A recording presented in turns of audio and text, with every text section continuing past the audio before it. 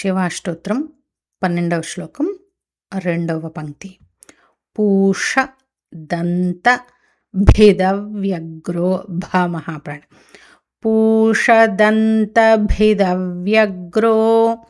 పూషదంతభిదవ్యగ్రో పూషదంతభిదవ్యగ్రో 5 సార్లు.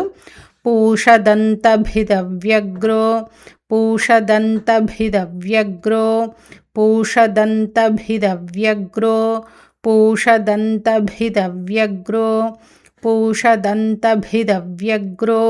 తర్వాత పదం దక్షాధ్వరహరోహరః దక్షాధ్వరహరోహరః దక్షాధ్వరహరోహరః 5 సార్లు.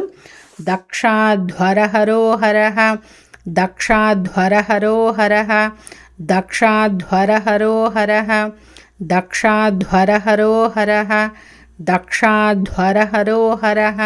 ఇప్పుడు మొత్తం పంక్తి 5 సార్లు. పూషదంతభిదవ్యగ్రో దక్షాధ్వరహరోహరః పూషదంతభిదవ్యగ్రో దక్షాధ్వరహరోహరః పూషదంతభిదవ్యగ్రో దక్షాధ్వరహరోహరః పూషదంతభిదవ్యగ్రో దక్షాధ్వరహరోహరః పూషదంతభిదవ్యగ్రో దక్షాధ్వరహరోహరః